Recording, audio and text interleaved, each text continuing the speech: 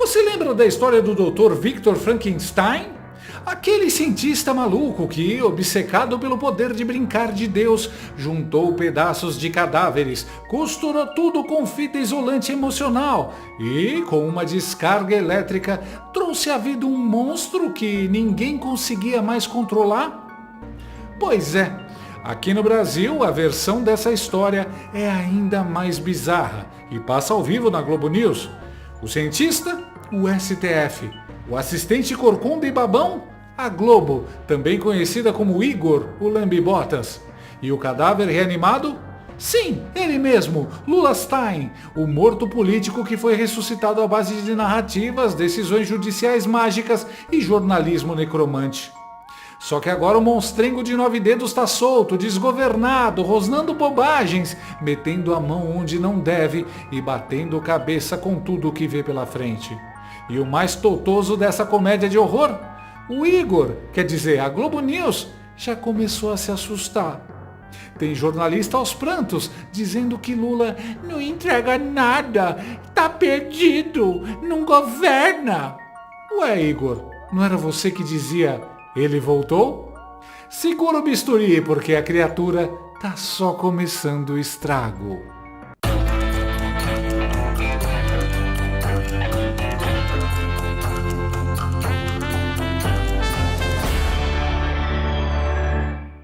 Uma vez um presidente que governava com o Congresso, até que o Congresso resolveu fazer o impensável, agir como Congresso. Votou, decidiu, venceu. E o presidente? O presidente foi chorar no colo do STF, porque como ele mesmo disse, se eu não for a Suprema Corte, eu não governo esse país. É isso, Brasil. Bem-vindo à República, onde quem perde no voto corre para pedir colo para toga. E quem decide o que é lei não é o parlamento, mas sim os nossos 11 iluminados, que já estão com dor nas costas de tanto carregar o governo. Lula perdeu uma votação no Congresso. Um placar modesto de 383 a 98. Nada demais, né? Só um massacre democrático básico. A Câmara, aquele lugar cheio de deputados eleitos pelo povo, resolveu que não, Lula. Você não vai enfiar mais um aumento de IOF goela abaixo da população. E o que faz o nosso presidente, campeão do diálogo? Entra com recurso no STF. Porque, como ele mesmo disse, com a sobriedade de um monarca mimado, se eu não entrar com recurso, eu não governo mais. Claro, porque se o Congresso não faz o que ele quer, o Congresso está desgovernando. A lógica é simples. Democracia só vale quando sou eu que mando. Se eu não entrar com recurso no Poder Judiciário, se eu não for a Suprema Corte, ou seja, eu não governo mais do país, cara. Esse é o problema. Cada macaco no seu galho. Ele legisla e eu governo. Sabe? Eu mando um projeto de lei, eles podem vetar, eles podem aprovar ou não. Se eu vetar, eles podem derrubar meu veto. E se eu não gostar, eu vou no Poder Judiciário. Ora, qual é o erro nisso? O erro, na minha opinião, foi, sabe, o descumprimento de um acordo que tinha sido feito no domingo à meia-noite na casa do presidente Hugo Mota. Lá estavam vários ministros, lá estavam vários deputados, lá estava o companheiro Fernando Haddad com a sua equipe. Festejaram o acordo no domingo. Eu estava em Nice, no Congresso dos Oceanos, na França. Eu liguei para a Gleisi Hoff e perguntei como é que foi a reunião. Ela estava maravilhada com a reunião. Nunca vi tanto abraço, tanto carinho, tanta concordância. Quando chega na terça-feira, o presidente da Câmara tomou uma decisão que eu considerei absurda. Agora, isso você pode perguntar, tem um rompimento com o Congresso? Não. Não tem. O presidente da República não rompe com o Congresso. A gente sabe como isso funciona. Suprema Corte da Venezuela assume as funções do Legislativo. O homem que ia defender a democracia não aceita a decisão do Congresso eleito pelo povo e manda para o STF, que ninguém elegeu. O cara não tem mais vergonha alguma de assumir que não governa sem o Supremo e não vê problema de recorrer ao Judiciário se não gostar da decisão do Congresso.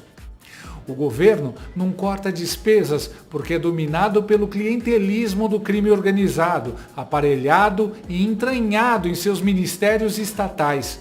E recorre ao judiciário porque é ali que a criminalidade tem carta branca para operar ao amparo da lei, a mesma lei que descondenou Lula.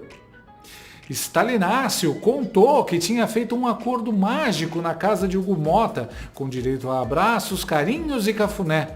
A Glaze saiu encantada. Nunca vi tanto afeto. A política virou um encontro do namoro na TV. Mas, na terça-feira seguinte, sem avisar, Motta pautou a votação e pimba! O decreto do IOF caiu. Lula ficou chocado. Como assim as pessoas não cumpriram o combinado feito num domingo à noite com vinho, pão de alho e promessas vazias? Ele esperava a fidelidade eterna, mas levou um pé na bunda. Então Lula apelou, e não foi pouco. Pediu ajuda da AGU, do STF, do capeta se fosse preciso. Tudo para reverter a decisão do Congresso, que, veja bem, só estava fazendo o seu trabalho. Mas o Satanaine não quer saber de democracia funcional. Ele quer governar com base no seguinte sistema. Eu decreto, vocês obedecem.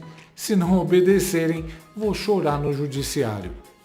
O STF virou a vara de família do Planalto, sempre pronto para resolver as DRs institucionais do governo com o Congresso. E aí veio a parte mais divertida. O Congresso agora virou vilão. Pressionado pelas bets, pelas fintechs, pelo sistema financeiro, disse o Lula. É isso. Quando o povo não apoia, a culpa é do WhatsApp. Quando o Congresso não aprova, a culpa é da Blaze. Segundo o Lula, a elite maligna das startups não queria o aumento do IOF, esse imposto só para os ricos, que, como todos sabemos, é sempre pago pelo motorista de Uber, a manicure, o entregador. Mas claro, Lula acha que o brasileiro vai acreditar que imposto é só para os ricaços. Como se a gasolina e o feijão também tivessem carnê do clube de golfe. E até a velha mídia, a velha mídia, aquela que até ontem passava pano como quem limpa vitral de igreja, até ela tá perdendo a paciência. Folha e Estadão falaram com todas as letras. Lula afronta a separação de poderes. Ué, como assim? Só agora perceberam que o cara governa com o apoio do STF e não com votos? Que ele só ganha quando os ministros dizem amém? A Folha até chamou a manobra de vitória de pirro, mas faltou dizer, a vitória é de pirro e a derrota é do Brasil. Porque daqui para frente, se o Congresso não ajoelhar, o STF anula. É o parlamentarismo de toga com pitadas de ditadura de estimação. E então, chegamos ao ponto mais cínico do espetáculo. Lula dizendo que sem STF não dá para governar. Peraí, e a democracia? E a tal da independência entre os poderes? E aquela conversa mole de que o povo elegeu um presidente, mas também elegeu um Congresso? Esquece tudo isso. Agora é assim. O Congresso vota, Lula não gosta, o STF anula. E quem vai relatar o caso? Ninguém menos que Xandemar. Adivinha quem vai vencer? Não precisa nem de spoiler, né? De todo jeito, até os pelegos da Globo News estão sentindo o bafo na nuca. Lula impopular, queimado com o Congresso e Bolsonaro pautando a política. A apresentadora e assistente de palco do Lula, Andréa Sadi, quase chorou. A turma que está mobilizada para aprovar o projeto de anistia é quem tem o engajamento. Sim. É quem coloca a gente para discutir, seja nas redes sociais, seja consegue arrastar a gente para as ruas. Sim. Então, assim, eles fazem barulho, eles são muito bem-sucedidos nisso. E tem uma dificuldade do governo também de impor a pauta na discussão política. Sim. O Bolsonaro é um ex-presidente em exercício. Do ponto de vista de discussão política, ele é um ex-presidente em exercício. Ele que pauta o país. Então, hoje, discute-se o que o Bolsonaro quer. O Bolsonaro continua pautando o país. E eu falei aqui, Valdo, tenho falado muito, toda vez que o governo ele se sente emparedado, ele recorre ao Supremo. Só que isso escancara essa fragilidade política dele no Congresso.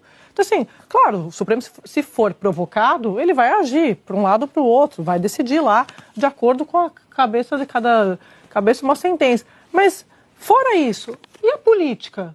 Cadê a política? Não tem mais política, porque se a solução do governo virar pelas mãos de um ministro, ou pelo plenário, ou pela turma, então ele acha que não precisa mais resolver nada com o Congresso Nacional. Ué, por que preocupação? Não foram só 12.300 pessoas na Paulista? O Lula se come todo ouvindo isso. A coisa tá tensa. Se gritar um bu, eles se borram todos. Tá chegando a hora. Percebeu que a ditadura da toga pode te pegar, né, Sadi? A coisa chegou num ponto que cansaram de fingir. Resolveram falar verdades, por mais que elas doam nesses militantes do capiroto. Este governo não tem estratégia, não tem planejamento e também não tem agenda, como eu sempre coloco aqui. Qual que é a agenda do governo Lula? Qual é? O que o governo Lula vai defender para 2026 como bandeira? Que a gente faz esse debate aqui o tempo todo. Não tem. Qual que é, Valdo, a embalagem? Qual o produto que eles vão vender para o eleitor, do ponto de vista de vitrine eleitoral? Não tem. Então, o Congresso, de fato, farejou esse governo fraco, porque é um governo que vive de glórias passadas, e muitas glórias importantes, que hoje, como a gente vê nas pesquisas, as pessoas entendem como direitos adquiridos, acham que nenhum presidente, seja de esquerda, de direita, de centro, vai tirar esses programas sociais, por exemplo, mas as pessoas estão olhando para frente, as pessoas não estão olhando para trás. O que foi, foi. E agora, para frente? Então, parte da negociação também é olhando para frente, como eles vão fazer essa composição de palanques com partidos. Eu acho muito difícil eles conseguirem fechar com partidos que não sejam de centro, esquerda e de esquerda. Por exemplo, o próprio União Brasil. Mas pode ser uma aposta. Você pode ter parte, porque os partidos eles são fragmentados, né? Então, assim, pode ser um aceno. Daqui a pouco a gente vai falar dessa disputa do União Brasil, mas é importante você ter trazido, porque para mostrar que não tem a ver essa conta só com esses projetos. Até o Haddad, sexta-feira, eu falei, qual que é a base do governo? Ele falou, depende, para qual projeto? Mas a resposta é, não tem base. Por quê? A outra resposta seria, tantos deputados, tantos senadores. Então, assim, você tem que ficar caçando deputado, senador, para aprovar matéria A, B ou C, você não tem uma base formada. E para deixar tudo mais totoso, eles chamaram a economista Helena Landau, que falou um caminhão de verdades sobre o patrão de 9 dedos deles, ao vivo. A gente sabe que atualmente a política e essa discussão, inclusive técnica, já está muito contaminada com o calendário eleitoral. Sempre se aconselha, e muitos governos fazem o chamado ajuste mais duro no início, no seu primeiro, segundo ano de governo, e vai começando a colher os louros disso, uma situação fiscal e econômica como um todo melhor na segunda metade, até para tentar a reeleição, eleger sucessor. A gente está vendo que o governo age como se tivesse um pacote de medidas que pudessem garantir a reeleição de Lula, e o Congresso aparentemente está tentando deixar o governo também sem recursos para o ano que vem, para essa tarefa. O que eu queria perguntar para você é, só 2027 mesmo isso vai ser um problema? Na sua visão, 2026 já atende a ser um ano muito difícil, econômico, de orçamento apertado, com ainda mais embates entre Congresso e governo, exatamente por conta desse orçamento menor, o que significa também emendas também arrochadas? Você fez um ponto muito interessante, porque o Lula começou ao contrário. Ele fez a PEC de transição e saiu gastando, né? Ele fez o arcabouço em cima disso. E o Congresso, ele achou que estava com o Congresso aliado. O Congresso quer gastar. Se aumenta 2% do orçamento do PIB em PEC de transição, ele pega metade. Estava todo mundo no mesmo barco de onde gastar. Sem dúvida já vai ter reflexo ano que vem. Já está tendo. O Banco Central está remando contra a maré de um governo que não quer cortar. O Congresso Nacional percebeu que a maré mudou. Então, o Congresso está se preparando para as eleições. Mas eu acho que a gente fica muito preocupado, assim, se cortou 2%, se cortou 1%, se vai sair. O problema é que você está com um quadro que é muito grave, porque você tem um grupo de gastos gerais, não é só o governo, não é só o executivo. Não estou querendo eximir o executivo da responsabilidade. Mas você tem o Congresso criando parlamentares, você tem o Congresso preocupado com a sua aposentadoria e salário. Você tem um judiciário completamente alheio a essa questão de gastos, né? Você vê os tribunais, os salários, os penduricários e tal. E o executivo que filosoficamente não acredita em corte de gastos. Aí você diz assim, não, eu preciso aumentar. Aí o Lula entra no embate, como o Otávio falou antes, na outra matéria, de radicalização. Esse que é o ano de 27, né? A radicalização à esquerda. E ele acha que imposto é só o rico que não quer pagar. Mas se você é a reação do PIX, é a reação da taxa das luzinhas, não é o rico que não quer pagar imposto. A sociedade está cansada de ver os gastos crescerem e não ter benefício nenhum para ela. Então, acho que o problema de 2027 vai ser não só a economia que não vai bem, mas a percepção da sociedade que ninguém olha para mim. Assim, quem é que vai cuidar do meu orçamento, da minha vida, do meu desejo de empreender, quem vai olhar para isso também? E não é populismo, a agenda do populismo é velha. Acho que o que está faltando, inclusive, é achar quem vai entrar nessa discussão da agenda do populismo, né? Sair do populismo e ver o que a sociedade precisa. E eu volto a insistir, a gente tem que melhorar a governança dos gastos públicos, não é só dizer vou cortar 3%. Então, você diz assim, vou fazer um corte linear em gasto tributário. Não é exatamente o que a gente gostaria. Eu preferia um corte muito maior na Zona Franca de Manaus. Não podendo cortar a Zona Franca de Manaus, vão mudar o perfil da Zona Franca de Manaus. Vão fazer, pelo menos, que esses 30 bilhões por ano revertam na Amazônia, reverta na melhoria dos indicadores na Amazônia para combater o crime organizado e não fique nas indústrias que não geram benefício local. Então, Ana, eu acho que a situação é muito mais complicada do que um quadro fiscal, e até a Júlia estava tentando falar os percentuais de dívida, não me importa muito detalhes no percentual. Às vezes o PIB cresce pouquinho, a relação cai. A tendência é muito grave. E tão grave com a tendência, a sensação que ninguém está fazendo nada. Aí coloca a culpa no Banco Central, porque os juros são parte, né, desta dívida que cresce. Então, essa paralisia institucional, para mim, é muito grave. Todo mundo com cara de bunda com a fala negativa sobre o governo. Essa nunca mais volta na Globo. Realmente, os gastos só crescem, impostos novos a cada mês e nada de retorno para a população. Essa do IOF pegar só rico é o maior caô, só otário petista para cair nessa. Esse governo é igual a um paciente que está hospitalizado com problemas de saúde que já alcançaram vários órgãos vitais. Não tem mais como resolver, é só esperar a morte. O governo stalináceo quer mais imposto, mais controle, mais desculpas e menos responsabilidade. Não corta gastos, não corta mordomias, não corta os voos da Janja ou os salários de ministros. Mas quer cortar a autonomia do Congresso. E depois diz que o problema é a extrema-direita antidemocrática. O problema do Lula é que o Congresso está refletindo exatamente o que o povo pensa. Chega de imposto, chega de arrogância, chega de vitória judicial para encobrir derrota política. No fim das contas, o governo Lula é isso aí. Um drama de orçamento mal feito, com roteiro autoritário e direção de arte togada. É como se House of Cards fosse regravado na TV Brasil, com participação especial de Glaze, Moraes e Hugo Mota. Como figurante arrependido, claro.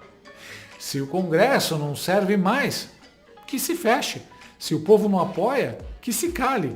Se a imprensa critica, que volte para a coleira. Porque no fundo, a frase que resume tudo já foi dita. Se eu não for a Suprema Corte, eu não governo. E é verdade. Ele não governa, ele só manda. E manda mal. E assim, termina mais um capítulo da nossa tragicomédia tropical. Frankenstein de Brasília. O STF costurou o corpo. A Globo News gritou "It's alive!" com espuma na boca. E agora o monstro chamado Lula anda tropeçando pelo país, destruindo a economia, atropelando a democracia e confundindo IOF com GPS. Mas o mais engraçado é ver o Igor, ou melhor, os jornalistas da Globo News, com aquela cara de Acho que deu ruim. O mesmo pessoal que chamava o monstrinho de salvador da democracia, agora aparece o povo da vila com tochas na mão, mas com medo de se queimar com a própria culpa. É o pavor de quem percebeu que, ao brincar de ressuscitar cadáver político, pode acabar virando a próxima vítima do monstro que criou. Então segura essa, Igor. O bicho acordou, tá faminto e a próxima redação a ser devorada pode ser a sua. Boa noite e durmam com esse barulho. A gente também gosta de pão com mortadela. A gente gosta. A gente gosta de coisa boa. Hoje eu comi um cuscuz com 2 ovos fritos. Quem é que não quer? Gostou desse vídeo? Então inscreva-se no canal, comente, curta e compartilhe com seus amigos. Não gostou? Compartilhe com seus inimigos. Até o próximo vídeo, se o mundo não acabar antes. Por hoje é só.